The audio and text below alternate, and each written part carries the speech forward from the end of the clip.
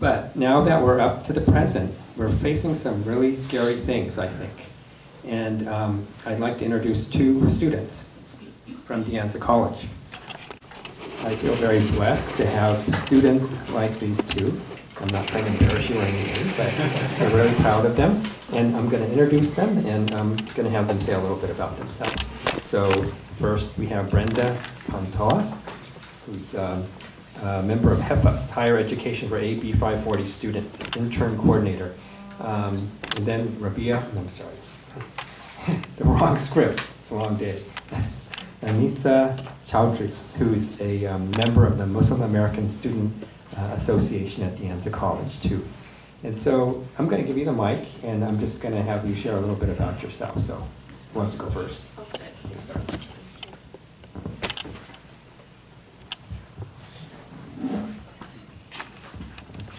Hi all, good evening.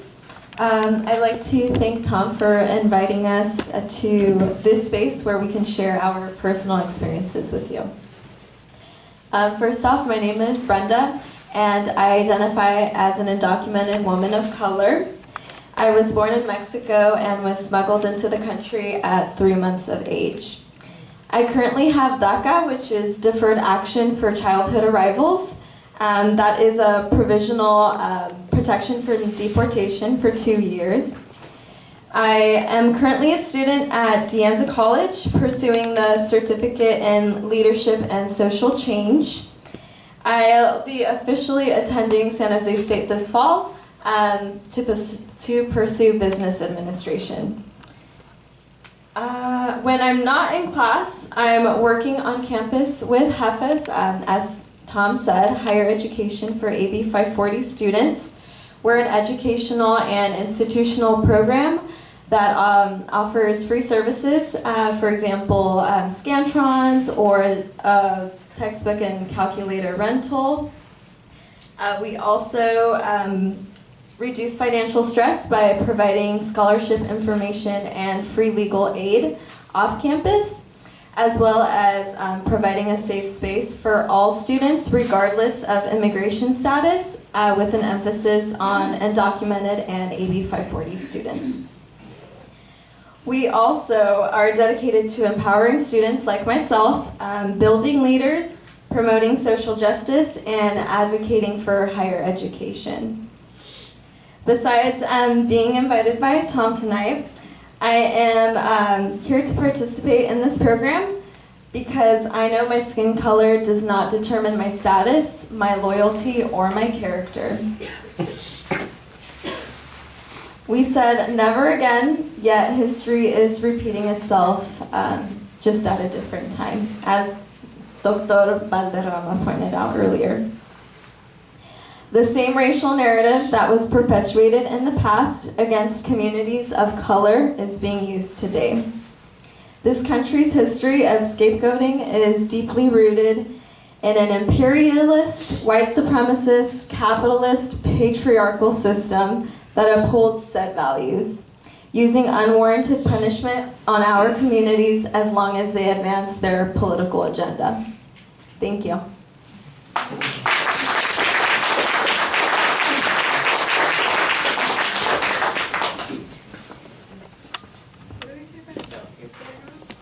Is it okay if I don't use the microphone?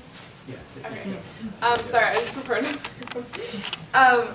So my name is Anissa. I'm also a student at Anza College and pursuing the Certificate in Leadership and Social Change as well. I am the Vice President of the Muslim Student Association, which is just something that we reinstated in our school due to these kind of rough times. And what we do in that club is we're switching it over from being a more social club, because we were given the privilege to be a social club last year, but now we have turned it into a more political, more active, more something more for the times now. And its purpose is to kind of create a safe space on campus for all students, a place of healing, a place of support, a place of solidarity. I'm originally from Texas, and I moved here I moved to California when I was young. Ethnically, my parents are from Pakistan, and I'm Muslim American. So, yeah. So, both of you, if you could share some of the reflections you have after hearing Dr. Balderrama. And actually, this is your second time around because you were at Anza and you heard this whole program. Second time. But if you'd like to share anything that you've learned about Japanese American and experience and the Mexican American repatriation, please do. Of course, thank you. One thing I had mentioned earlier on campus when we were doing this event, I'm currently taking a Women of Color in the U.S. At school, and one topic that's been resurfacing time and time again is historical trauma and healing. And I noticed that this trauma goes unidentified in communities of color. We can't really put a name to it. So this reminds me definitely of other horrible injustices that have previously occurred and are currently occurring in this country. For example, like the internment of the Japanese and Japanese American citizens and the freeze on Muslim immigrants. Victims of trauma like the Japanese American citizens who were involuntarily displaced from their homes into crowded internment camps, as well as the Mexican American families that were separated from their families and taken away from the place they call home. These victims, they still don't talk about their personal experiences to this day. And I asked myself, why don't they do this? And based on what I learned in class, they can't talk about this because they cannot identify it. They just can't put a name to it. And besides the fact that talking about mental health is a stigma in communities of color, mainstream media has taught us to be ashamed of who we are. Victims of historical trauma, and by historical trauma, I mean trauma that's passed on generation to generation. Pardon, I'm reading my little speech here. They can't explain their suffering, therefore they cannot heal until they identify it. And one of the readings from my class, it's called Chapals and Gym Shorts, an Indian Muslim Woman in the Land of Oz by Anissa. I found a really cool quote, and I'll read that off to you. They did not possess, and by they she means victims of trauma, they did not possess the tools to analyze or understand their reaction to this process of social conditioning and normalization until many years later. And that is the wonderful thing I learned in my class, and I can definitely relate based on past experiences, based on history, and what's going on with today. Thank you. For me, when I first heard your speech, the themes that I caught was repetition and silence, and those go so hand in hand based off, like, I think all of us in this room, those are the two things that we're being affected by. And because this is happening again. Can I get a show of hands how many Japanese Americans we have in this room again? And how many of you were in the internment camps? And so it shows generation, now it's my generation that's going through this, and now it's you that's going through this. And it's this repetition that's happening again. And I personally, I'm going to admit, I didn't know about what you were talking about. And that's a problem to me, that we are silencing these outrageous acts that are happening to Americans, that are happening because we're all Americans. If undocumented or documented, I think you're the people. Let me reword myself. Write those down. So I think that whenever we make a contribution to this country, we're an American. We are all part of this together, and we're allowing people in power to silence us. And back then, I feel like we weren't given the power to speak up as much. We were given more limitations. But now, as we slowly go on, as I was saying in the morning, because of the sacrifices that Japanese Americans made, I have more freedom today, and I'm allowed to sit up here and talk to you guys because of the sacrifices Japanese Americans made for me. And now I think we have this when I was listening to you, we have this responsibility of, I'm given this voice, I can speak out now, and I can stand up against the silence. We don't have to be silent anymore. We're allowed to resist now. We're allowed to speak up. We're allowed to be outspoken. So yeah, so it just made me,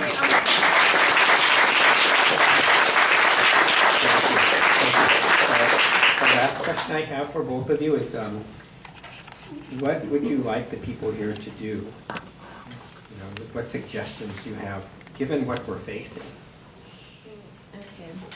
I mentioned earlier, since my audience was students, you know, they like to be a little more radical. And so what I suggested was, you know, check your privileges, because some of us do not have the privilege to vote or to go out and protest.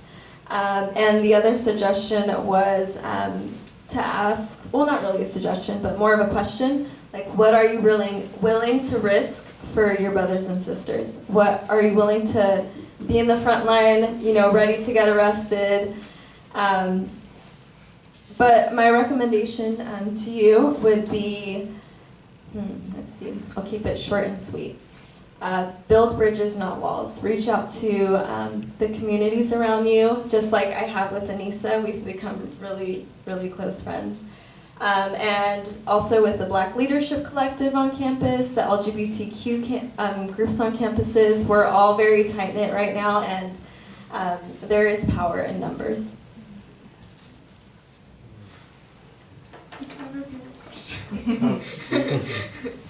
What do you want people here to do today? What would you recommend they do?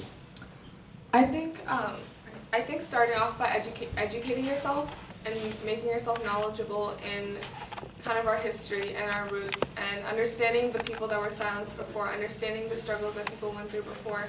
So, because if I didn't know about the Japanese internment camps, if I didn't know about the struggles Mexican Americans would go for, I wouldn't know the point of the resistance now, and I wouldn't know the point of why I would be protesting and why I would be fighting.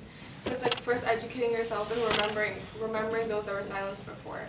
And then also I do want to mention, I think a lot of times right now, especially in a time like this, everyone's jumping onto the activism field. And that's not an easy field to jump into. That's very draining, and it's a very time-consuming field to be in. So I think it's, before taking care of others, you have to take care of yourself. You have to take care of your mental health. You have to take care of your needs. You have to understand what it is that you need before you can go and be in the front lines and be all in. Because, yeah, I think to me that's the most important thing. And also, if you're into activism, it's understanding what level of activism you are. Because if that's something that you've never been involved in, you can't just jump in and be in the front of a protest. Maybe start by listening to someone. Start by talking to someone. Start by talking to, like before I came to Anza, I didn't know any undocumented students until I met Brenda. So it's like, and now I'm a lot more educated. So it's like, start by reaching out to these different communities and understanding what is your struggle, like directly from them, not from CNN, not from Fox News, but from the person itself, from people-to-people contact. Thank you. Can you please give a hand?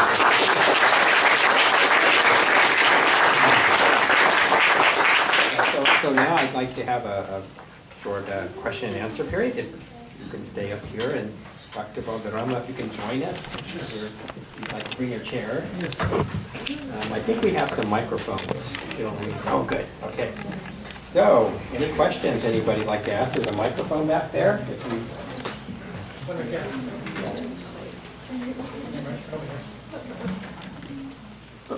My name is Ruben Del Rosa, and I was raised in Morgan Hill and here. But my question on the deportation thing was, did you ever get any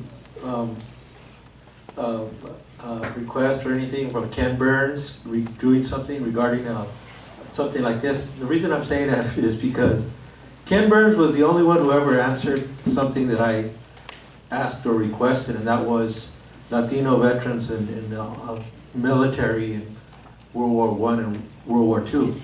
And believe it or not, he answered, and he said, my next documentary that I'm going to do the update, I'm going to include Latinos, and he happened to include Cesar Chavez in that one, which was impressive.